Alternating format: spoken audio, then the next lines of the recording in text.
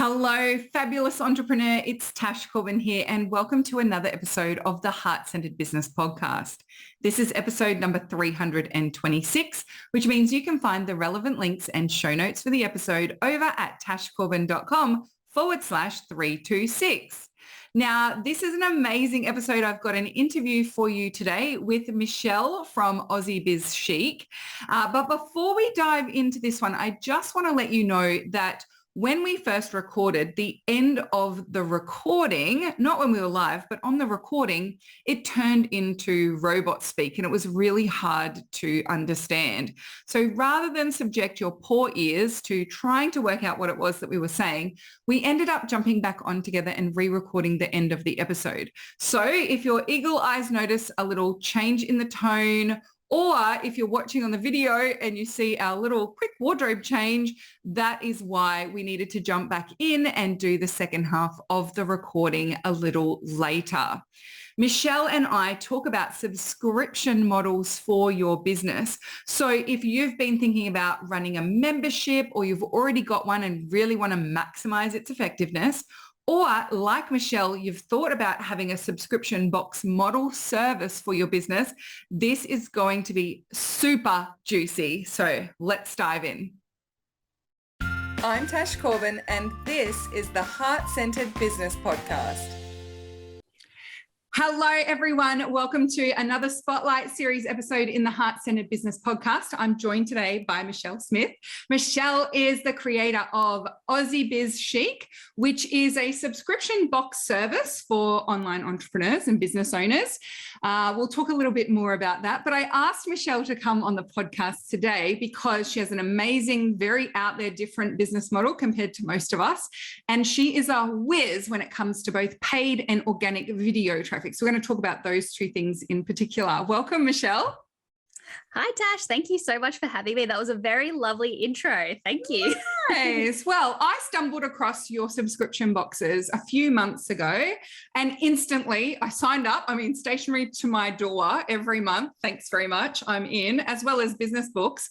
But I reached out to you straight away and I said, I find this fascinating and we need to do a podcast episode because it is such an amazing model that you have. And also, it would be very easy for us to, if we looked at your business at the surface, call it a product business because you're sending us a product every month. But you don't focus on the product itself in a lot of cases. It is more that this is a transformational product, right? You're in the business of helping people to up level and upskill and connect and network. There's so much more to it. You just do it in a really fun and fancy way with fancy stationery and the ability for everyone to join together. So do you want to start by telling us about Aussie Biz Chic, how it came about and why you love doing this? So Aussie Biz Chic came about literally during COVID.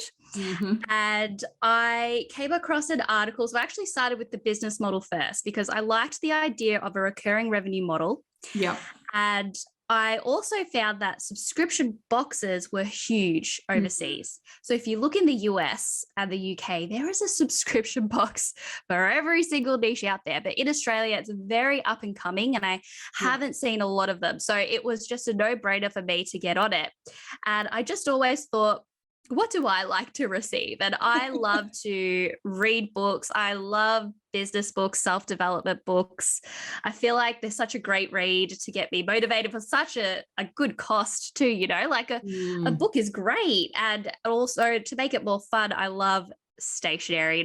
I'm the girl with the 10 notebooks, the 3 diaries, because I just like to have a different notebook on one day. Maybe I'm feeling bright pink.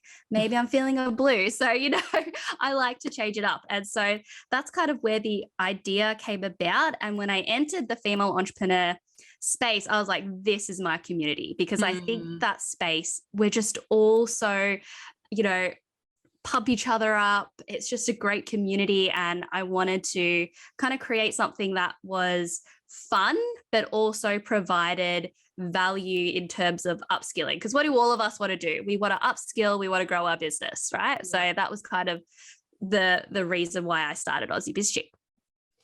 Love it. And you, I would say, are one of the most successful subscription box services that I've seen in such a short time. You're, I reckon you're almost 1,000, or have you cracked 1,000 yet? Nearly. This month is 1,000, and I'm actually going to stop there for a while because otherwise the business is going to go away from me. But yeah, 1,000, which is insane. Yeah, it's amazing, right? And for me, like, that is just so phenomenal. And I think there's a lot to do with your success. So we're going to like dig into that a little bit. So where did your initial customer base come from for the business? So I started on Instagram. So Instagram was my chosen social media platform. And I just started engaging with others and engaging within the community. And that's where my original customer base started. And I made people feel a part of my journey. So when I started, I didn't have anything. Like, I didn't have a box. I had nothing. I was like, hey, I have this idea. Like, it's going to be a subscription.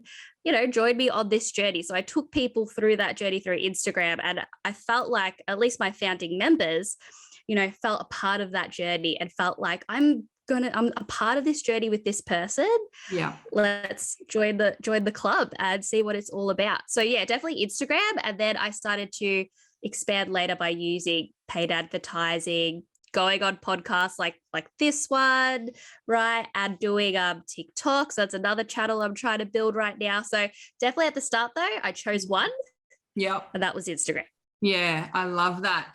And I also suppose, like, if you have items that are in your box that are from other people, because that's the other thing I love about your box, right? You're not actually creating 7 or 8 items to go into this box. You are getting items from other women in business, their books, you know, you're getting other business books. They're going into the box. So it's actually a way to platform other people's businesses, but it's in those businesses' best interest that you sell the most subscription boxes. So it's a win-win for the person who has something in the box and the person who is promoting the box, that's you. And I also, for me, the thing that sold me on the box was, yes, it was fun to get something, you know, every single month, and it's in Australia, so I'm not paying $65 postage for a $40 a month subscription box, you know, those sorts of challenges we can have. But for me, it was that you were treating each month as like a theme or a focal point. So you really are in the business of helping people transform and learn and grow just as much as you are in giving them a gift and giving them fun prezzies. So there's just so many reasons why this model works. So what do you think is like the core transformation that it is that you're delivering that seems to grab people's attention so much? And it kind of come back to a statement I always hear, and I always say this, is like, you're never marketing a product, you're always marketing the outcome of the product. So even if you do run a product-based business, just showing somebody like, this is a cool thing right here, but not explaining how it's going to help them transform, they're not going to buy the product. They might buy it from somebody else who's got a crappy website, but it bloody says that, hey, this is going to, you know, do this for your life and make you, exactly. So it's all comes down to the messaging. And I think it's lucky for me because I do believe the box hooks someone in because it's so visual. But then what puts them over the line is that messaging around, okay, you're here at this spot in your business. Let's upskill in, you know, marketing, sales, like networking, right? Let's upskill. And then you apply those to your business, and you should be able to grow your business if you apply those skills. Like with any membership, it's like what you put in is what you're going to get out. So I always say, like, for a gym membership, for example, if you get a gym membership, but you don't go to the gym, you're not going to, you know, reap the benefits. So it's like with any membership, you know, you put in the time, read the books, right? Come to the classes, be with the people in the group and be motivated. And that's where you get that transformation. And that's what I try to say that, yes, there's all these cool things, but remember that at the end of it, you're reading to upskill, you're learning to get better at business in order to grow your business. So that's always the outcome statement that I try to focus on. Yeah, gorgeous. And I am assuming, I've seen the numbers in the last 4 months since I've followed you of how many boxes you're sending out each month. So it seems to be going up and up. It seems like you have a very good retention rate. Is that true? Yes. So I think with any membership, because I just want to say this, you're always going to experience churn. Yes. So no matter what membership you have, you really want to try and keep it under that 5% if you can. And, because if your churn's higher than what you're bringing in, your churn's going to take you down. So you want to make sure that, yes, you're making sure your product's serving the people and what you've promised in your outcome, and your retention rate should be good. Yeah. But yes, I've got a good retention rate. I think a lot of, the caliber of women in the group, they're a very good caliber of women. I think maybe I have a friend who's got a dog subscription box. Yeah. And that one's potentially a little bit harder to work on the churn. So it definitely depends. And there's all these different ways you can do it. Like sometimes I've had somebody cancel because they've gotten too many stationery. And I go, hey, one of my cancellation things will pop up and go, oh, why not try just a mini, which is just the book and the learning hub. And they go, oh, perfect. Yeah. So when you experience retention and churn, just always think about why they're churning and what can you do to save them? Because sometimes it's not what you think, Yeah, absolutely. And if people feel like they're getting the value, the outcome, then of course they're going to stick around longer. And I think your product first business actually demonstrates one of the biggest reasons I see people with even just memberships where it's all learning focused really struggle with retention and even sales, is that they're so focused on how many classes you get, or you're learning 6 lessons a month, or they're so focused on the product, right, the what's in the box, but for us it's a digital learning or a lesson or a live call, and they're not actually focused on the outcome. So it's all well and good to say I'm going to spend 6 hours on Zoom listening to someone, but if I don't think that's a good investment of my time, then it's costing me, it's not returning. And so I think you've got a great demonstration of that, where you're not just relying on what's in the box to be of value, it's that transformation again, it's the focused on the outcome.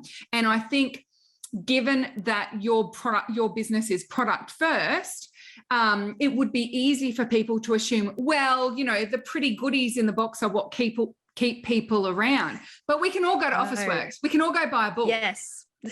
That's not correct. Yeah. And what you were saying before about with the digital memberships and feeling like you need to have 6 classes in the month, you need to have all this, I'm telling you now, you're just going to overwhelm the person. And even I, in the beginning, when I was creating kind of the online portion of my learning hub, I was like, I need to have a course in there, I need to have 2 speakers in there, and literally it was just too much for people. They wouldn't even use it. So I was spending money licensing out a course, and people wouldn't even use it, right? No. So you just gotta know what's kind of why they're subscribing. And most of the people subscribe to my box because of the book. The book is so popular. People love the book. And so for me, I don't want to make people feel overwhelmed, because that's when somebody's got to go, I can't do it. Yeah. And then cancel, So 100% what you're saying there completely applies. Don't overwhelm the person in your membership. Yeah. And I actually experienced that. I used to have a membership. I don't have one anymore, but I used to have a membership, and it did have a lot in it. And we had live calls. We had 2 live calls of Q&As. Usually there was a masterclass every month. And when I did exit questionnaires with people who wanted to leave, they would say, well, look, I get great value for the stuff that I go to, but I'm not going to all of it. So I feel like I'm not getting all the value. So if I was hosting 2 classes and they came to 2 classes, they would feel like they were getting the value. But if I'm hosting 6 classes and they only come to 2, they think they're getting a third of the value. And so they absolutely right. They cancel. And it's the exact same amount of content that they're actually making it to. It's just the perception of what have I missed out on so far. So yeah. Okay. I want to get into the video stuff, but before we do that, I want to ask you, if someone was thinking of starting a membership or a subscription box, what are some juicy nuggets of wisdom you've got to share with them, having had this experience over the last couple of years? So the number one thing I'd say is whenever you do a membership, think about why would they stay long term? Yeah. So yes, you've got the short term to get them in, but why would someone stay subscribed for the long term? So you'll remember, because we're not a gift box, right? We're a subscription box. And I think that's where a lot of people get confused. And I see a lot of people go, oh, I want to do one-time boxes. I'm like, well, no, because they're not going to benefit from just getting a one-time box. You know, these people need to try out and want to actually try out the membership. So really kind of make sure you know from your niche, why would they stay for the long term? And then the other things I would think about as well is how can you engage the community? I think community is a really important aspect, because when you look at things like a Netflix, right? People love talking about what other people are watching. Yes. You feel connected. So in my group, with all the unboxings, people love sharing, oh yes, I got this too, or like we're unboxing at the same time. Like everybody loves it. Then they get FOMO, especially my ladies in Perth. I'm sorry, because they get their box a bit late and they're like, oh my God, is it coming yet? It's coming, it's coming. So it's like that excitement of doing something at the same time everybody else is. So I think that community aspect is really important as well. But for sure, like, the last thing I'd say is pricing. Like, just make sure you price your box well, because I think a lot of the time I see women underprice their box. And I'm just like, well, how are you going to earn money? Because how are you going to keep serving your subscribers if you aren't earning money and you can't keep doing these boxes? So that's another thing to keep in mind. Make sure you get your pricing right. Yeah, I think a lot of people, what I can think off the top of my head, underestimate the price of acquisition of a new client. So they price based on, well, it costs me $20 for what's in the box. So if I charge $50, I'm making $30 profit. But it costs them $30, $50, $70 per client to get someone into that model. Correct. And so the person has to have been in the subscription for 6 months before they're seeing really a return. So it's pricing what it takes to deliver, but also what it takes to actually market and get that person on board. Yeah, it's definitely. Yeah, and also the value as well. So if you think what you're providing is going to be absolutely so much value for this person, you can like up the price based on the value as well. And I think that comes down to that, you know, when you talk about service, it's like hourly based pricing versus value based pricing, right? Like if you're providing great value, there's no reason why you can't up the price. Yeah, absolutely. I love that. Okay. So I love your video strategy, both the organic stuff that I see. I follow you on Instagram. I'm not on the TikTok, but I follow you on Instagram. And something that I found so fascinating was how little of your video content is about what's in the box. And I was like, fascinated by this, because I think for a lot of people who have service businesses, they get really grass is greener on the other side, because it would be easier if I had a physical product. It would be easier if I had something that was good to video. And, you know, people come to me about reels and TikTok videos and they're like, oh, but if I had a product business, I could just do pretty videos of my product and pretty this and pretty that. But when I ask them, okay, but when you're scrolling through reels, do you watch all of the product videos, or do you go product skim? Because that is actually some insight that came through from Online Business. Hello, Online Business Owner, I think it's called, where they looked at like trends on video. Product videos don't do as well as talking videos. So I'd love to know, like, did you know you were going to use video as a core strategy from the start? And why do you think your video strategy has been so successful? So at the start, no, because when I was on Instagram, it was more picture still, and it hadn't been influenced as much by TikTok. But now with the influence of TikTok and just video in general, it was kind of like, and I'm going to say here, it was kind of like lucky for me in that sense, because I'm terrible at taking photos. And I hire a photographer and I have someone help me there. But with video, I learned that through, 5 years experience in the marketing industry. And that was my thing, video. So it was lucky for me. I'm going to say it right here. That was a bit of luck for me there, that Instagram introduced video. And all I did was kind of look at what my niche, what you like to see. And you probably don't like to see product videos. You like to see behind the scenes. Yes. You like to see what other business owners are doing. Whereas maybe if you run a beauty box, you might be more inclined to see the beautiful shadow, palettes, Yes. right? But even then, a lot of people like watching a person put on the makeup. Yes. What that actually looks like. Because again, like we go back to what we said before, when you show somebody a product, it's just a product. Like, okay, cool, you're showing me a product, but how does it work in the scheme of how's it going to make my life better? How does it fix a problem I have?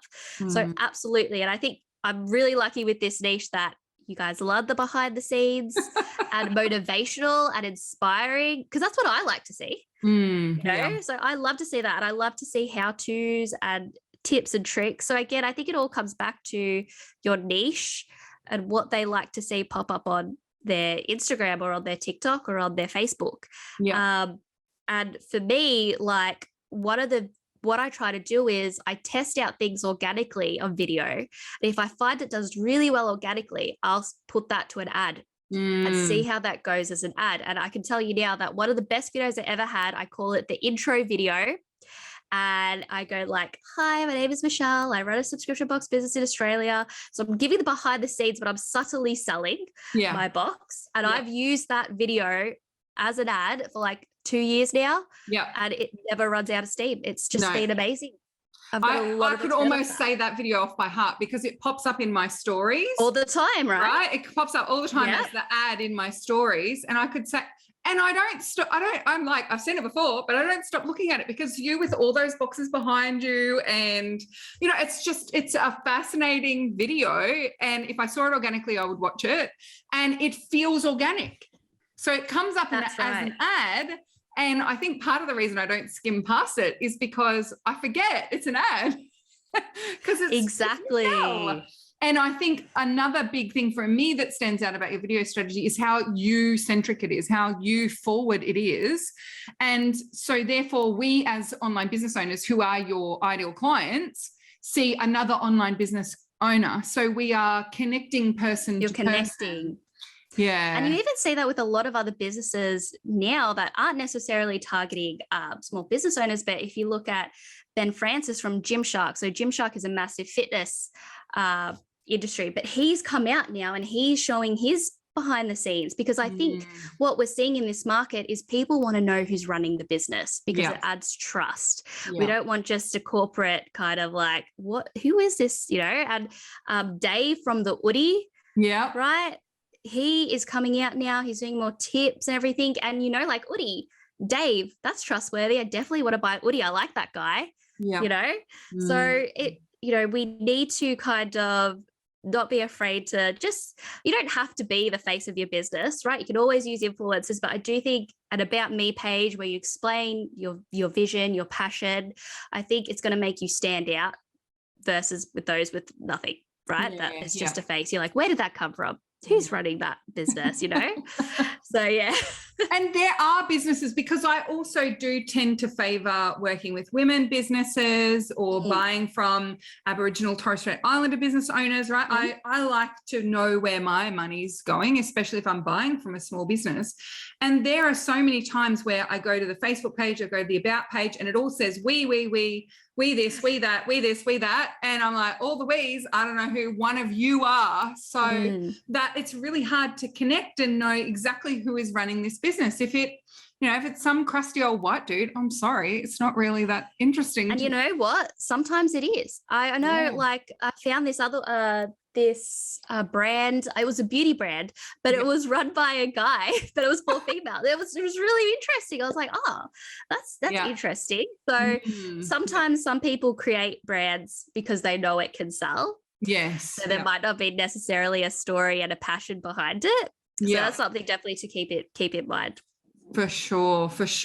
I even find like most recently, I am trying to build a more sustainable wardrobe and a capsule wardrobe. And even that, if I cannot find where this is made and who this is made by, and like at least some kind of person I can connect this brand to, I'm going to assume it's some cheap knockoff giant manufacturing company. I'm just going to assume, because I feel like if you were that bespoke, small operation, sustainable operation, you would put that forward. And I think more and more people are realizing they need to step out from behind their brand. You can't hide behind your brand anymore. The days of looking like, I remember I started my business a long time ago, 2013. And when I first started, I followed a guy, and he said, like, even on your email footer, you have to put your address there. If you live in an apartment, instead of saying unit 1, such and such street, say suite 1, such and such street, because then it will sound like you are working in a business office, right? Right. And so, like, for me, that's such a micro example, but it's such a powerful example of how, back 10 years ago, we wanted to look like businesses. Reliability and trust came from size, length of ownership of the business, how much investors you have, the bigger the business, the safer the business, and the more we can trust you. Whereas we've swung the other way to trust someone. It's that human connection, that personal connection. So because people are over fake these days, I think, on social media. I think we're kind of, if it's funny, you look back at content, I do think influencers back in the day were more popular, but even now I think people are very skeptical about certain people and what we're showing. So I think definitely the authenticity is something people crave. Yes. We're craving it right now in this kind of market we're in with the Kim Kardashians, and what's been photoshopped, right? Like, so people are craving that authenticity right now. For sure. And even like, it's not even just about the authenticity of the content. We're so skeptical of the numbers. How many times have you seen an influencer that has hundreds of thousands of followers, but every photo has like 8 likes or it doesn't make comments? sense. The numbers don't add up. And my partner Dave, and I were having a chat about that because he had never seen Byron Bay's, and I had just watched like the first half of the first episode, and I'd given up on it. I was like, I don't think I can do this. Oh man, I could not even do it. I saw the trailer and I was like, nah. But anyway, keep going. So there was one person on that, and it was like, this person has like over 1 million followers, but 0 engagement. And all of the influencer test sites that you can go on to go and see, how engaged their audience. I mean, it's just like bringing up all these red flags. And so, that's the default now. Like how 5 years ago, we wouldn't even think to go and check, is that number of followers actually real, or have they bought them, or, what's happened here? Something weird is happening. So I do think we do value that, like, it's smaller scale, but it's more authentic, and we can trust the human that we're seeing. We can trust, even if you don't have millions of followers, we can trust that, like for you in your subscription box, there's going to be 1,000 people in that beautiful community, and they're real humans that we can connect with. And so how many thousands of followers you have on Instagram, actually, it's a little irrelevant these days. So irrelevant. Like I've been managed to grow Aussie Biz Chic with 1,000 members and I'm under like 10K followers. Yes. Like for me, though, the numbers don't matter. No. And to me, even if you get like, I still feel like even if you get 100 views on a video, that's 100 people. Yeah. Like just think about that. If you filled like this room I've got right here is 100, like wouldn't even fit 100 people. No. So I feel like people got to put it into perspective sometimes. Like 100 people is a damn lot of people. 50 people is a lot of people. Like, you know what I mean? Like, so I definitely think sometimes we exaggerate, we overthink. And like even with me, when I had my founding members, I had 15 founding members. And a lot of people look at me now and go, I think maybe I've always had a lot of members. But no, I started with 15 and I called it off the rooftop. I was like, 15 members. And I did the whole board and it was 15. I would have been happy with 5. Yeah. All right. Like every win is a win, no matter how small. And even if you think it's small, it's not small. It's quite big. Yeah, absolutely.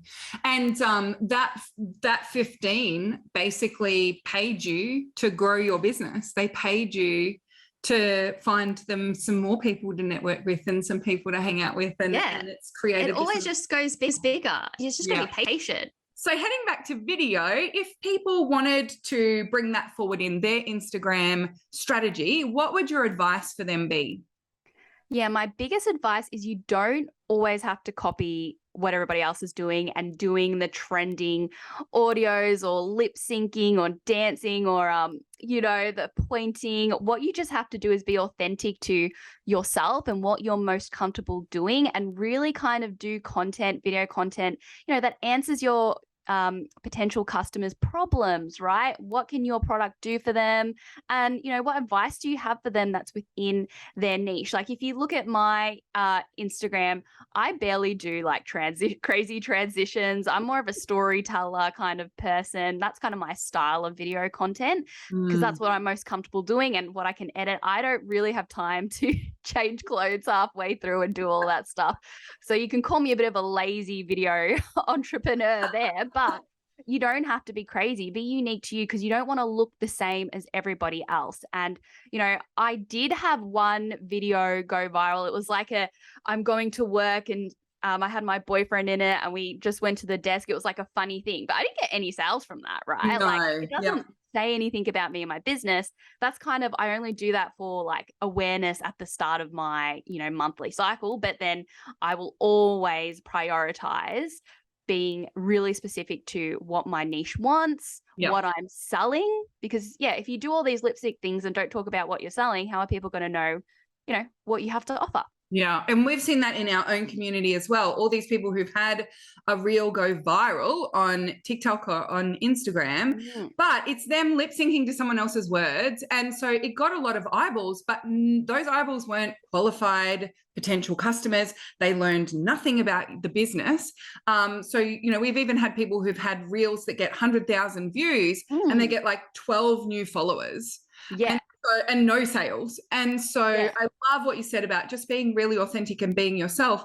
And I think that speaks to your high connection model as well, because, as you said as well, you have almost 1,000 subscribers, but you are like under 10,000 followers on Instagram. So like that's a huge percentage of followers who've turned into paying clients, not like needing 100,000 followers in order to get those 1,000 subscribers, but this really high connection, high conversion model, which is just brilliant. Oh, I love it so much. So I believe that you have a lovely offer for our listeners today.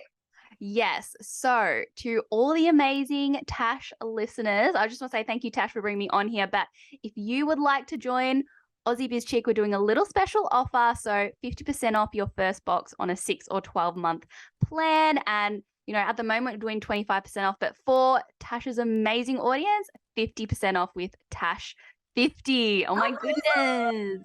So we will have the links and also all of Michelle's social links so you can check out her amazing little video. It'll come up in your stories all the time now. But we'll have all of those with the show notes over at tashcorbin.com/326. And we'll also have a link with the promo code and everything that you need if you want to jump into Aussie Biz Chic. Amazing. That's for our Aussie peeps only because it's in Australia. How many things do we not get access to because we're in Australia? We get this one and it is absolutely gorgeous. Now, Michelle, to close up, the last thing I ask everyone on the podcast is, if I was to quote you on something, what is it that you would like me to say? So my biggest advice is whenever you market your product, market yourself, always focus on the outcome that you're providing for your audience. Outcome first. Love it so much, and such a practical and tangible piece of advice. Thanks so much for being on the podcast, Michelle. Until next time, everyone, we cannot wait to see you shine. Bye for now. Bye. Would you like more tips, tools, and resources to help you grow your heart-centered business? Head to tashcorbin.com today.